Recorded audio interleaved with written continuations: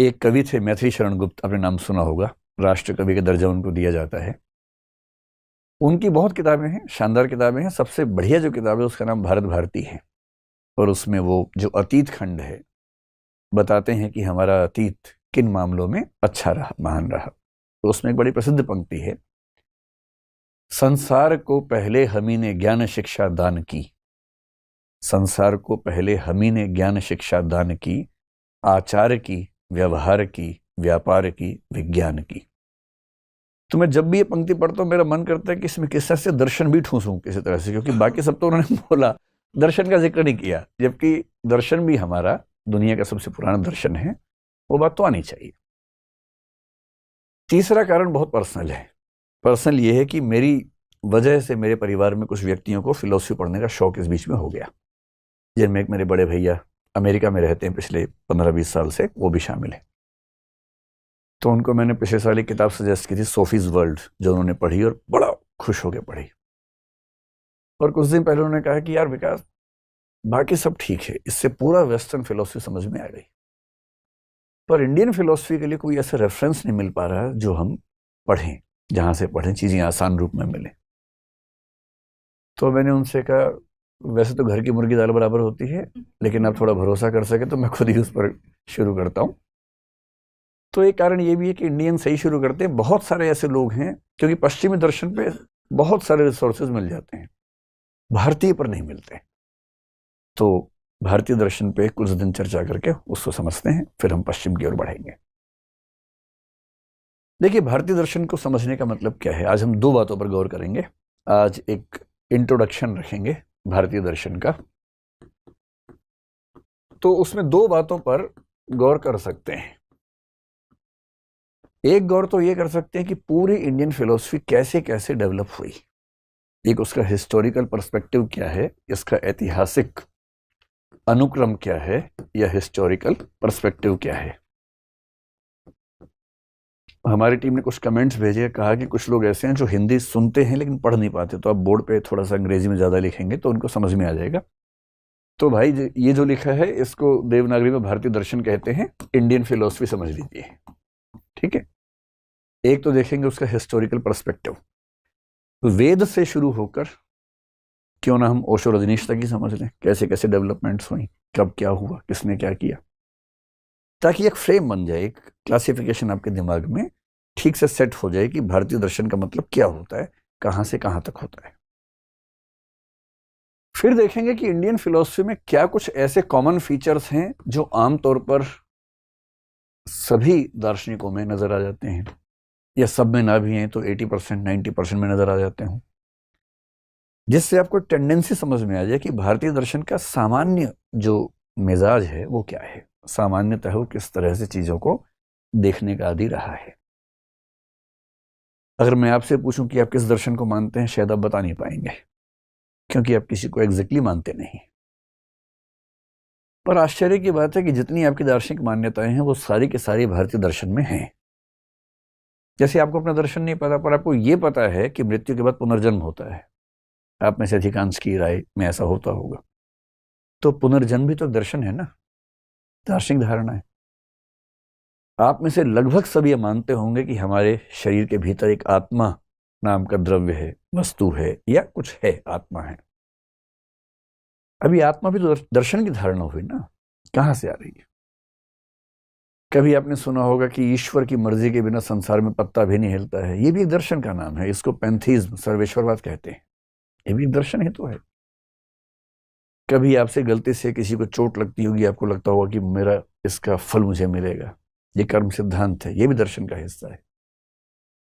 आप जानते नहीं है कि आपका दर्शन क्या है, पर आप दिन भर में कम से कम 50 बार दार्शनिक बातें करते जरूर हैं। आप सब दार्शनिक हैं, बस पता नहीं कि आप दार्शनिक हैं। ऐसा होता है, नॉर्मल बात है, सामान्य बात है। इसलिए हम सब दार्शनिक हैं, ये अनिवार्य है। हम चाहकर भी अदार्शनिक नहीं हो सकते। बस ये होता है कि हमें पता नहीं होता कि हमारी कौन कौन सी मान्यताएं हैं और वो कहां कहां से आ रही हैं, उनके रूट्स क्या हैं। वही आप समझने का प्रयास करेंगे। तो यदि शुरुआत करें कि इंडियन फिलोसफी का एक हिस्टोरिकल पर्सपेक्टिव क्या है, या हिस्ट्री ऑफ इंडियन फिलोसफी क्या है, कहां कहां से फिलोसफी की शुरुआत हमारे देश में हुई, अगर मैं इसको कुछ युगों में बांटना शुरू करूं तो आप कह सकते हैं कि सबसे पहले जो फिलॉसफी का युग है उसको आप वैदिक एज या वैदिक युग भारतीय दर्शन का कह सकते हैं।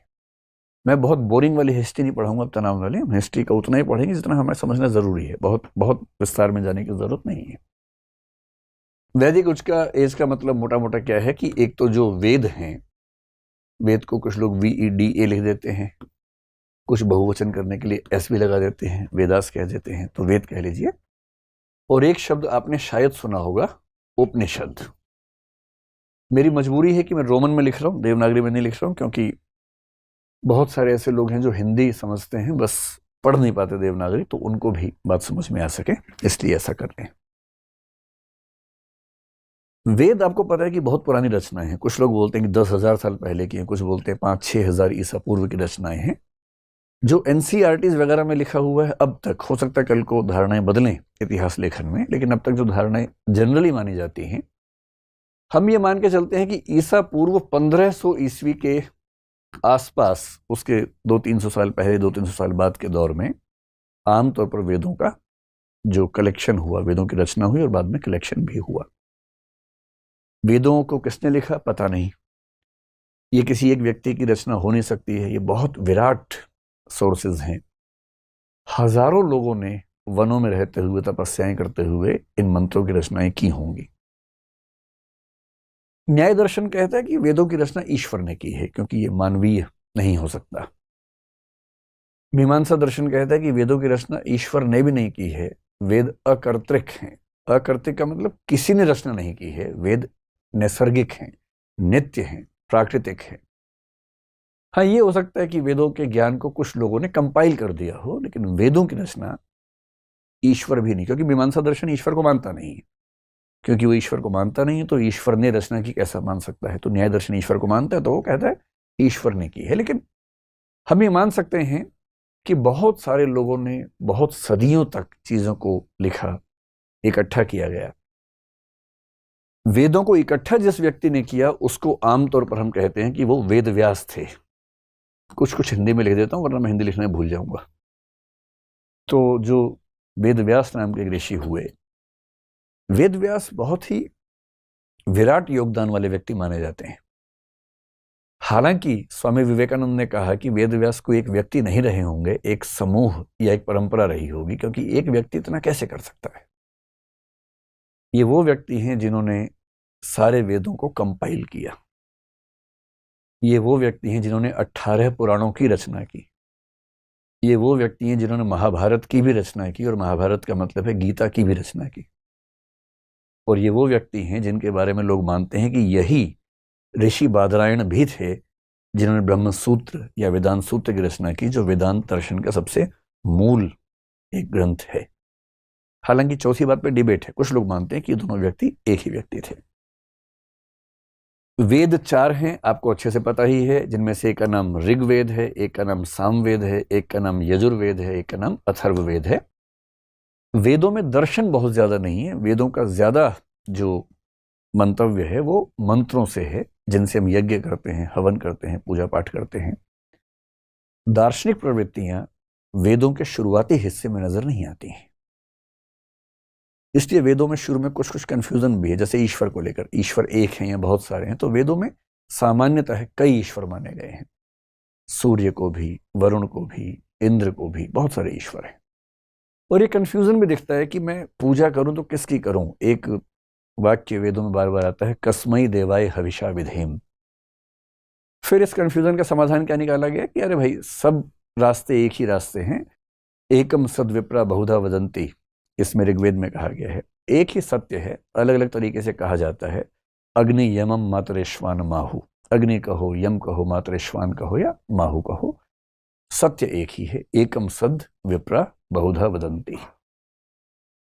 लेकिन वेदों में आपको हल्का हल्का कंफ्यूजन दिखेगा, क्योंकि उस समय शुरुआती चिंतन हो रहा है और ये निश्चित नहीं हो पा रहा कि हम ब्रह्मांड की व्याख्या कैसे करें। हर वेद के 4 हिस्से माने जाते हैं, जिसमें पहले हिस्से का नाम होता है संहिता। और संहिता का बेसिक मतलब है मंत्र, जिन मंत्रों से हम पूजा पाठ करते हैं। तो जब भी आप वैदिक मंत्र सुनेंगे तो इसका मतलब है कि वो वेद का कौन सा हिस्सा है, संहिता। संहिता के बाद दूसरा हिस्सा होता है जिसको बोलते हैं ब्राह्मण। ब्राह्मण का बाद में तो वर्ण व्यवस्था में ये एक वर्ण का नाम हो गया, लेकिन ब्राह्मण का बेसिक मतलब वेदों में है कि जब पूजा पाठ होगा उसके विधि विधान क्या होंगे, उन विधि विधानों का वर्णन ब्राह्मण कहलाता है। ऐसा मानते हैं कि ये विधि विधान करने वाले व्यक्ति बाद में इसी वजह से ब्राह्मण ही कहलाने लगे होंगे। तीसरा जो शब्द है या तीसरा जो हिस्सा है उसको बोलते हैं आरण्यक। अरण्य होता है जंगल। आरण्यक का मतलब है कि जो लोग वनों में निवास करते हैं, तपस्वी वगैरह हैं, उनके लिए आचार व्यवहार के क्या नियम हैं वो आरण्यक में होते थे। और सबसे मजेदार बात, वेदों का ही जो चौथा हिस्सा होता है उसका नाम होता है उपनिषद। इसलिए उपनिषद कोई अलग चीज नहीं है, उपनिषद वेदों का ही हिस्सा है। बहुत सारे उपनिषद माने जाते हैं। आपने सुना होगा कि उपनिषद 108 माने जाते हैं, जिनमें से लगभग 10 से 12 बड़े महत्वपूर्ण हैं। जैसे बृहदारण्यक बहुत महत्वपूर्ण है, छांदोग्य बहुत महत्वपूर्ण है। सबसे 2 पुराने उपनिषद जो हैं बृहदारण्यक और छांदोग्य माने जाते हैं। अगर आप देखेंगे तो बृहदारण्यक उपनिषद का संबंध किससे है, तो हमारा जो वेद है उसमें यजुर्वेद जो है बृहदारण्यक इससे जुड़ा हुआ है, इसके अंतर्गत है। सामवेद के अंतर्गत छांदोग्य उपनिषद आपको अंतिम हिस्सा मिलेगा। और क्योंकि उपनिषद वेदों का ही अंतिम हिस्सा है, इसलिए उपनिषदों का एक नाम वेदांत भी होता है। और वेदांत का मतलब है वेदों का अंतिम हिस्सा।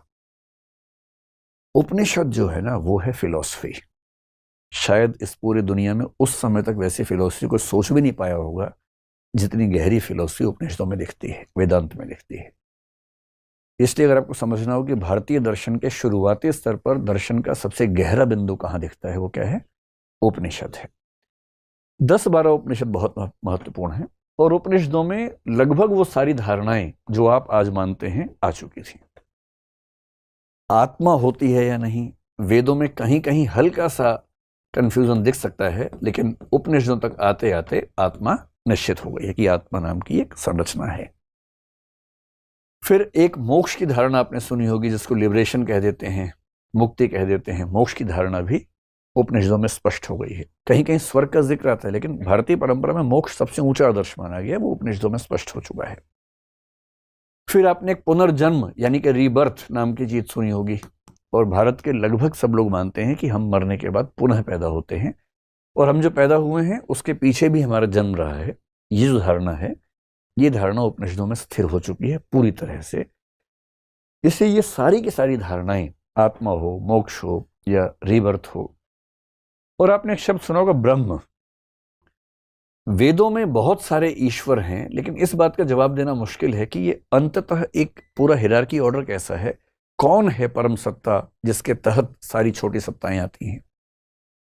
उपनिषद तक आते आते मान लिया गया कि एक परम तत्व है, वो ब्रह्म है। और जब आप लॉजिकली आगे बढ़ेंगे तो आपको मानना पड़ेगा कि ब्रह्म भी सगुण नहीं, निर्गुण है। निर्गुण का मतलब होता है जो निराकार है, जिसकी विशेषताएं बताना संभव नहीं होता है। नेति नेति आपने एक शब्द सुना होगा, न इति न इति। परम तत्व ऐसा भी नहीं है, परम तत्व ऐसा भी नहीं है। ये क्यों होता है आगे चल के समझेंगे। आज तो केवल एक इंट्रोडक्शन है, जब विस्तार में किसी विषय पर आएंगे तब समझेंगे कि ऐसा क्यों बोलना पड़ता है। क्यों उपनिषदों ने ब्रह्म की व्याख्या करते हुए बार बार नेति नेति कहा कि ब्रह्म ऐसा भी नहीं है, ब्रह्म वैसा भी नहीं है। और क्यों शंकराचार्य ने, आदिगुरु शंकराचार्य ने इस बिंदु को बहुत ज्यादा हाईलाइट किया आगे चलकर, कई 100 साल बाद क्यों ऐसा किया। इसलिए मोटी सी बात है कि उपनिषद में लगभग वो सारी दार्शनिक मान्यताएं हैं जो हम आज तक फॉलो करते हैं। विशेष रूप से जो हिंदू धर्म को मानने वाले व्यक्ति हैं वो आमतौर पर इसको आज तक फॉलो करते हैं। ये इंडियन फिलॉसफी का पहला फेज है। लेकिन इसके बाद क्या हुआ, इसके बाद कहते हैं कि जब वैदिक कर्मकांड काफी ज्यादा बढ़ा तो बहुत सारे लोगों की रुचि इन चीजों से हटने लगी, और विशेष रूप से पशु बलि पर आधारित जो यज्ञ थे उनको लेकर एक सामाजिक विरोध शुरू होना हुआ। उसका कारण मानते हैं कृषि प्रधान अर्थव्यवस्था जब आने लगी तो उसके साथ कुछ नए डेवलपमेंट्स हुए। जब हम सेकेंड राउंड में आएंगे तब समझेंगे इसको। जो सेकंड फेज है वहां पर सेकंड और थर्ड फेज, 2 फेज एक साथ समझते हैं। और भारतीय दर्शन की 2 धाराएं बटी, जिनमें से एक को बोलते हैं नास्तिक दर्शन और एक को बोलते हैं आस्तिक दर्शन। नास्तिक और आस्तिक तो आपने शब्द सुने ही होंगे। नास्तिक को बोलते हैं हेटेरोडॉक्स और आस्तिक को बोलते हैं ऑर्थोडॉक्स। ये शब्द प्रचलित हैं पश्चिम की दुनिया में, हेटेरोडॉक्स, ऑर्थोडॉक्स, और भारतीय परंपरा में नास्तिक और आस्तिक। अब देखिए, कुल मिला के जो भारतीय दर्शन माने जाते हैं दर्शन की पुस्तकों में, उनकी संख्या मानी जाती है 9। और ये 9 कौन है? वेद उपनिषद के बाद के दर्शन है। वेद उपनिषद को छोड़ दीजिए, उसके बाद जो दर्शन कुल माने जाते हैं वो 9 माने जाते हैं। उन 9 में से 3 नास्तिक हैं, 6 आस्तिक हैं। लेकिन नास्तिक आस्तिक समझने से पहले समझ लें कि इसका मतलब क्या होता है। आप लोगों ने आमतौर पर फिल्मों में जो सुना होगा नास्तिक आस्तिक का अंतर, वो सुना होगा कि ईश्वर को कोई मानता है या नहीं मानता है। यदि कोई गॉड को मानता है तो वो थीस्ट है, कोई गॉड को नहीं मानता है तो वो अथीस्ट है। और अथीस्ट होना और नास्तिक होना एक ही बात है। अथीज्म ही नास्तिक होना है। इंटरेस्टिंग बात है कि भारतीय दर्शन में इसका मतलब ये नहीं होता है, इससे कोई मतलब नहीं। एक दूसरा मतलब कुछ लोग निकालते हैं कि जो लोग परलोक में, परलोक का मतलब ट्रांसेंडेंटल वर्ल्ड, ट्रांसेंडेंटल का मतलब है जो इस दुनिया से, डेंटल से कोई मतलब नहीं इसका, है ना। ट्रांसेंडेंटल का मतलब इस दुनिया से परे की दुनिया। जो मानता है कि इस दुनिया के परे कुछ नहीं है वो नास्तिक है। जो मानता है कि ना, इस दुनिया के परे कुछ है और बहुत महत्वपूर्ण है, वो कुछ ट्रांसेंडेंटल बिलीफ रखता है और उसके बारे में ये कहते हैं कि वो आस्तिक व्यक्ति है। भारतीय दर्शन के क्लासिफिकेशन में आस्तिक का मतलब ये भी नहीं होता है। तो तीसरा क्या हो सकता है? एक तीसरा है, और तीसरा है वेद। जो वेद लिखे गए, और वेद का मतलब यहां उपनिषद से भी हो जाता है, क्योंकि उपनिषद वेदों का हिस्सा ही है, अलग से नहीं। कुछ लोग मानते हैं कि वेद में जो लिखा है वो अंतिम सत्य है, अकाट्य सत्य है, परम सत्य है। हम तो उसको प्रमाण के रूप में मानेंगे, एक प्रूफ के रूप में, टेस्टिमनी के रूप में मानेंगे। इसको भारत में शब्द प्रमाण कहते हैं कि अगर किसी प्रामाणिक व्यक्ति का कथन है, प्रामाणिक ग्रंथ का कथन है, ऑथेंटिक सोर्स से आने वाली बात है, तो वो अपने आप में प्रूफ है, एविडेंस है। तो जो लोग मानते हैं कि वेदों में लिखी बातें एविडेंस हैं, प्रूफ हैं, अपने आप में सच हैं, उन पर कोई डाउट नहीं करना चाहिए, वो वेदों में आस्था रखते हैं, उनको कहते हैं आस्तिक। और जो कहते हैं कि ना भाई, वेदों में लिखी बात ठीक है, ठीक हो भी सकती है, नहीं भी हो सकती है, हम इसी बात से नहीं मान लेंगे कि वेद में लिखा तो सच है, तो हमारी वेदों में वैसी आस्था नहीं है, उनको बोल देते हैं नास्तिक। इससे ध्यान रखना है कि भारतीय परंपरा में जब हम क्लासिफिकेशन करते हैं, नास्तिक का मतलब होता है जो वेदों को प्रूफ नहीं मानते, एविडेंस नहीं मानते, प्रमाण नहीं मानते। और ऐसे दार्शनिकों की संख्या 3 है। आपने शायद एक का नाम सुना होगा, चारवाक। जानते हैं इसको? आपके आसपास होंगे 2-4। इनका मिलना ज्यादा आसान काम है। एक दर्शन है जैन दर्शन, जैनिज्म, और एक दर्शन है बौद्ध दर्शन, यानी कि बुद्धिज्म। चारवाक, जैन और बौद्ध, ये तीनों वो दर्शन हैं जो वेदों को प्रमाण के रूप में स्वीकार नहीं करते, क्योंकि ये वैदिक जो स्ट्रक्चर था उसके खिलाफ ही आंदोलन के रूप में उठे थे। और जो वास्तविक दर्शन है उनकी संख्या 6 है, लेकिन वो 2-2 के ग्रुप में काम करते हैं। एक ग्रुप है जिसमें सांख्य और योग, आपने नाम सुना होगा, सांख्य दर्शन और योग दर्शन। जो इंडियन फिलॉसफी के डेवलपमेंट का सेकंड एज है, वो दरअसल ये वाली एज है जिसको हम नास्तिक दर्शन कह रहे हैं। ये वाली एज है सेकंड। इस समय चारवाक उठे। आपने ऋषि बृहस्पति का नाम सुना होगा। बहुत इंटरेस्टिंग बात है कि चारवाक दर्शन की रचना करने वाले कौन थे? गुरु बृहस्पति थे। उनकी रचना से चारवाक दर्शन पैदा हुआ। उन्होंने क्यों रचना की, इसकी एक कहानी है, जब चारवाक को पढ़ेंगे तब समझेंगे। जैन दर्शन आपको पता ही है, महावीर जो हैं, जिनको भगवान महावीर जैन लोग कहते हैं, उनकी भूमिका सबसे प्रमुख है। हालांकि वो अकेले नहीं है, वो 24वें तीर्थंकर हैं। तीर्थंकरों की परंपरा के अंतिम तीर्थंकर माने जाते हैं। बौद्ध दर्शन किससे आए? गौतम बुद्ध से आया। आपने ये भी सुना होगा कि जैन दर्शन आगे चल के 2 हिस्सों में बट गया, श्वेतांबर, दिगंबर हो गया। बौद्ध परंपरा भी आगे चलकर 2 बड़ी परंपराओं में बटी, हीनयान, महायान। और अगर आप 1956 को ध्यान रखें तो एक और परंपरा बनी, नवयान। इसलिए बौद्ध परंपरा के 3 जो रास्ते निकले, हीनयान, महायान, और 20वीं सदी में डॉक्टर अंबेडकर के माध्यम से नवयान बना 1956 में। एक वो भी प्रसंग इसमें आता है। तो सेकंड फेज में ये हुआ। अब इस सेकंड फेज के विरुद्ध आप कह सकते हैं कि तीसरा पीरियड शुरू हुआ। और वो कौन सा पीरियड है? जो वेदों और उपनिषदों को फिर से रीइंस्टेट करता है, फिर से स्थापित करने का प्रयास करता है, जो जैन, बौद्ध और चारवाक के खिलाफ खड़ा होता है। और ये लोग कौन हैं? ये वैदिक और औपनिषदिक साहित्य की नई व्याख्याएं करते हैं। पूरी तरह से उस पर बेस न हो तो भी कम से कम उसको प्रमाण मानते हैं, और ये सब कहलाते हैं आस्तिक दर्शन। और आस्तिक कौन? जो वेदों को प्रमाण मानता है। नास्तिक कौन? नास्तिको वेद निंदक मनुस्मृति में कहा गया है, नास्तिक वो है जो वेद का निंदक है। इस बात पर भारतीय दर्शन में एक सर्वसम्मति है कि नास्तिक का मतलब वो माना जाएगा। सांख्य और योग आपने नाम सुना होगा, ये दोनों दर्शन बहुत क्लोज हैं, इसलिए इनको एक ग्रुप मानते हैं, ग्रुप ऑफ फिलॉसफी है। ऐसे ही आपने एक नाम सुना होगा न्याय, और एक सुना होगा वैशेषिक। न्याय और वैशेषिक भी एक जॉइंट वेंचर जैसा समझ लीजिए कि दो समूह एक साथ मिलकर काम कर रहे हैं। कुछ हिस्से पर आप काम करेंगे, हम मान लेंगे, कुछ हिस्से पर हम काम करेंगे, आप मान लेंगे। जैसे न्याय दर्शन ने ज्ञान मीमांसा पर ज्यादा काम किया, वैशेषिक ने तत्व मीमांसा पर ज्यादा काम किया और एक दूसरे को मान लिया, तो इससे वो एक ग्रुप बन गया। और जो तीसरा ग्रुप बना उसका नाम है मीमांसा और वेदांत। मीमांसा और वेदांत, इन 6 फिलॉसफीज को अगर एक साथ जोड़ दें तो इसके लिए भारतीय दर्शन में एक शब्द चलता है, षट दर्शन। षट का मतलब क्या होता है फिलॉसफी में? 6, द कॉम्बिनेशन ऑफ 6 फिलॉसफीज, षट दर्शन। इसी षट दर्शन को बोलते हैं हिंदू दर्शन। कोई आपसे पूछे कि हिंदू दर्शन क्या है, तो पता होना चाहिए हिंदू दर्शन का मतलब है 6 दर्शनों का समूह, सांख्य, योग, न्याय, वैशेषिक, मीमांसा, वेदांत।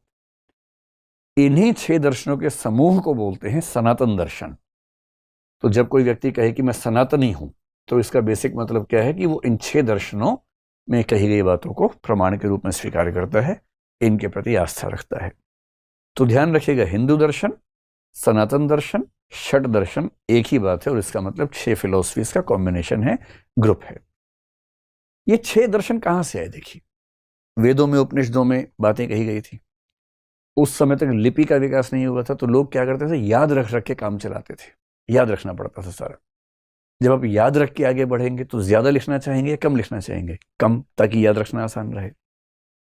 तो इस दौर में क्या हुआ, इसको सूत्र युग भी कहते हैं। सूत्र लिखे गए। सूत्र क्या होता है? फॉर्मूला, कि बहुत संक्षेप में एक बात कह दो, उसी में सारी बात आ जाए। जैसे उपनिषदों में कुछ सूत्र हैं जिनको महावाक्य कहते हैं। आपने सुना होगा अहम ब्रह्मास्मि, ये बृहदारण्यक उपनिषद का बड़ा प्रमुख सूत्र है, मैं ही ब्रह्म हूं, अहम ब्रह्मास्मि। फिर आपने सुना होगा तत्वमसि। तत्वमसि एक बहुत महत्वपूर्ण सूत्र है। अगर आप केरल के शबरीमला मंदिर में जाएंगे तो मंदिर के बाहर मुख्य द्वार पर लिखा हुआ है तत्वमसि, तत्त्वम असि, वह तुम हो। इनको बोलते हैं महावाक्य। अब ये जो सारे के सारे सूत्र हैं, इसी तरह के बहुत सारे सूत्र इस तीसरे फेज में बने, और इन सारे दर्शनों का एक एक सूत्र कहलाता है। सांख्य दर्शन क्या है? तो एक व्यक्ति ने सांख्य सूत्र की रचना की, जिसका नाम है कपिल मुनि। सांख्य सूत्र आज तक मिला नहीं है हमें। आज तक हम सांख्य सूत्र के बारे में सुनते हैं, पढ़ते हैं, पर सांख्य सूत्र अब तक मिल नहीं पाया है। उसके बारे में रेफरेंसेस मिलते हैं बहुत सारे, बाकी सूत्र सारे मिल गए हैं, सांख्य सूत्र नहीं मिला है। ऐसे ही जब योग आया तो योग सूत्र लिखा, वो लिखा महर्षि पातंजलि ने। पातंजलि का नाम आपने सुना ही है ना। वो योग दर्शन के प्रवर्तक नहीं है, योग दर्शन तो बहुत पुराना है, लेकिन उन सारी चीजों को इकट्ठा करके सूत्र के रूप में रखने का काम किसने किया? महर्षि पातंजलि ने किया। ऐसे न्याय दर्शन है तो न्याय सूत्र हुआ। न्याय सूत्र लिखा जिन्होंने, उनका नाम अक्षपाद गौतम कहते हैं उनको। गौतम मुनि, गौतम 2 हैं, एक गौतम बुद्ध हैं, एक गौतम मुनि दूसरे हैं। तो जो दूसरे गौतम मुनि हैं, जिनको अक्षपाद भी कहते हैं, उन्होंने न्याय सूत्र लिखा।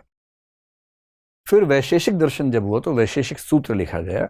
आपने एक ऋषि कणाद का नाम सुना होगा, तो कणाद ऋषि वैशेषिक सूत्र के रचनाकार थे। मीमांसा का जो सूत्र लिखा, मीमांसा सूत्र, उसके रचनाकार माने जाते हैं ऋषि जैमिनी। और इस पूरी परंपरा में जो सबसे महत्वपूर्ण दर्शन हुआ आगे चलकर, अगर आज के दिन में भारत के किसी व्यक्ति को, विशेष रूप से हिंदू व्यक्ति को, न पता हो कि उसका दर्शन क्या है, तो आप आंख बंद के कह दीजिए उसका दर्शन वेदांत दर्शन है। क्योंकि वो जितनी बातें मानता है उनमें से 90-95% वेदांत की ही बातें मानता है। बस उसको पता नहीं है कि वेदांत क्या होता है।